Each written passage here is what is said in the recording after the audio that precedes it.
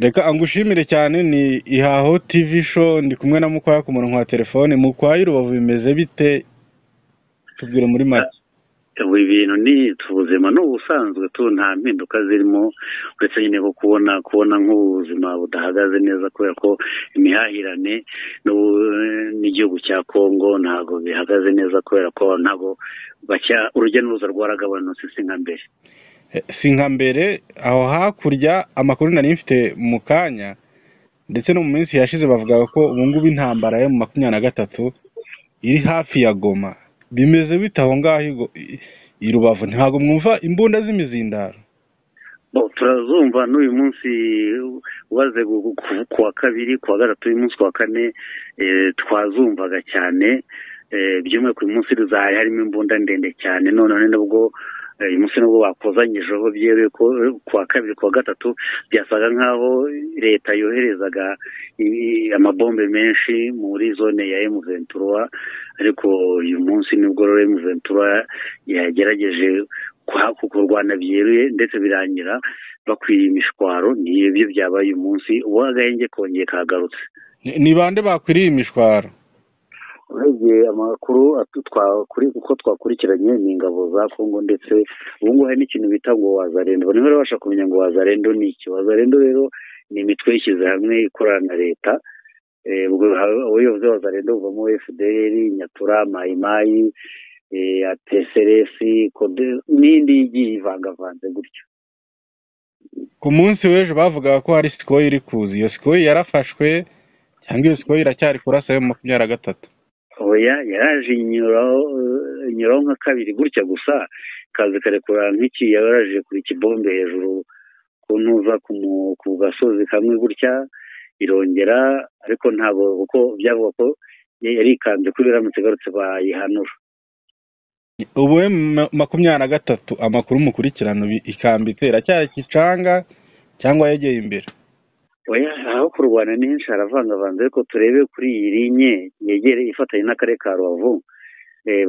Bari ahantu bita Kibumba, ni urebye muri make ni ku kirunga cya Nyiragongo, niho M23 igarukiye. Ariko hari n'amakuru avuga yuko yamaje kuzenguruka ikirunga ikaza igasa n'ifunga umujyi wa Goma.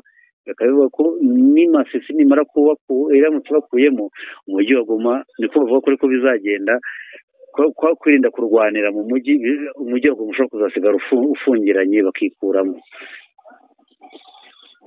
Ubu ngubu hari agahenge kari hakurya? Ntabwo navuga ngo agahenge karimo ko muri ibyo bice byo hirya muri teritwari ya Rucuru, kuko hano twabaza Kibumba muri teritwari Nyiragongo. Muri teritwari ya Rucuru ho biri barwanye aho bita Bambo, biri barwana umunsi ko ntabwo imirwano ikomeye yabereye hano hafi n'ikirunga cya Nyiragongo. Ari nabwo M23 babashe gusubiza inyuma aba bari bahanganye nayo. Niho ni guverinoma FARDC ndetse na zira coalition bafatanyije imitwe yose. Amakoalisiyo atandukanye harimo Wazalendo ndetse na FDL. Wazalendo niyo ikubiyemo abo bantu bise ngo n'abareseriviste nyine b'apatriote ngo b'abaturage biyemeje kurwanira igihugu. Ubwo rero ni uburyo leta yashyizeho kugira ngo, kuko uretse ko harimo uburyo bwo kubahiriza amasezerano yashyizwe umukono n'abakuru b'ibihugu byo mu karere, ko kugira ngo nimba bagiye kurwana bigaragare ko ari abaturage bagiye kurwana ku giti cyabo, atari FARDC y'imirwano. Ariko nanone ejo mu gitondo nibwo twiriwe tubona video y'umuvugizi wa gisirikare wa M23 Major Ingoma ari kugaragaza intwaro bafashe ku rugamba barwanaga muri Kicanga, ndetse n'izo ntwaro yerekanye za guverinoma, ziriho n'andi ibyapa bya guverinoma na nimero zerekana ko ari za guverinoma aho zaguriwe. Harimo n'ibikoresho by'abacanshuro b'abazungu b'abanyarumaniya barwanamo, harimo ama GPS bagenda yerekana ibyerekezo, harimo kandi n'imbunda ziremereye zikoreshwa na ba mudahushwa, bamwe bo mu bitwa abahibu, bamwe zambura zirwana n'injoro. M23 yabashije kubibambura, yaranabyerekanye, ndetse hari n'abo yafashe yerekanye bo muri abasirikare badasanzwe. Abo basirikare badasanzwe ni abava Kinshasa ni abatorejwe muri ibyo bice bya Goma ndetse n'ibindi bice bitandukanye birangwa muri Kivu y'Amajyaruguru. niyo ngo hano muri province ya Nord Kivu kuri ubu harimo abasirikare benshi bose baje hano baje kurwanya M23, barimo abo coalition y'abawazarende ikoremo abo ba FDLR, Nyatura na Pareko n'abandi benshi, harimo abasirikare ba kabuhariwe barinda umukuru w'igihugu witwa ngo ni abagarde republique, babitabo n'abajeri barinda umukuru w'igihugu, harimo kandi n'ingabo zidasanzwe zitwa ngo ni force spéciale. Aho bose buzuye hano niyo bari kurwana na M23 muri izo foro zitandukanye, barimo muri Nyiragongo, harimo muri Rucuru ndetse harimo no muri Masisi. Hose baracyarwana kurumva nubwo M23 yari igaruriye Masisi yose, urumva ariko ibice nka za Mushaki hose na Mwesozi bikiri mu maboko y'izo ngabo. Biracyari mu maboko y'izo ngabo. Urugamba rwo rurakomeje. Urugamba rurakomeje. Ubwo nuba ngo tubara tubibonye ushobora kuba umuhungu kumva ngo saa munani z'ijoro bararwanya aha n'aha, gutyo tuba dutegereje tukumukore kurwana, ariko ni intambara ikirimo vague itasobanutse. Kwana nka M23 urumva yabashuje inyuma no muri Nyiragongo, ntiyamanuka ngo ise yegere Goma, oya yagumye muri position yari irimo, ntigeze ikomeza ngo imanuke. Ari naho abantu bibaza yuko ifite strategie zayo zihariye itari kurwana no kuza ngo izifate Goma. Bivuga ko bo badashaka kurwanira mu mujyi, no kurwanira mu mashyamba gusa. Urebye mu bihe tugezemo, kurwanira mu mujyi uba uri kwishyiraho icyasha cyo kuzashinjwa ibyaha by'intambara, kuko urumva irwanira mu mujyi ari amabombe yose akava mu ngo z'abaturage, ntihabura abaturage bahashirira. Niyo mpamvu rero urumva birinda kurwana mu mujyi wa Goma. Ari nayo mpamvu abareba kure bavuga yuko ishobora gushaka uburyo ifunga umujyi wa Goma bakivanamo. Bumva ufunze abantu ukafungira umujyi wose ntibabashe kwinyagambura, gisiba gisigaye nuko yamanika cyangwa bagahunga. Bivuga rero ko bigaragara ko imvune ishobora kuba iri guteganya ko yazabasigira inzira yo guhungira mu Rwanda ku mipaka ihuza ibiri isigaye, ku indi mipaka yose M23 imaze kuyifata. Hano mu karere ka Rubavu hari imipaka 4: Kabuhanga, Gasizi, M23 ni hafite, ubwo ni mu mirenge ya Bugeshi, muri mu murenge wa Bugeshi.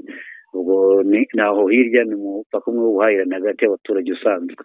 Hakaba n'imipaka minini rero nk'uyu wa Grande Barriere, umupaka ukomeye munini cyane n'uwa Petite Barriere ukoreshwa mu bucuruzi cyane. Akaba rero bavuga ko bashobora kuzawusigira kuba bahunga ingabo za guverinoma cyangwa bagaca mu kiyaga cya Kivu bakamanuka iyo hepfo bagana za Bukavu.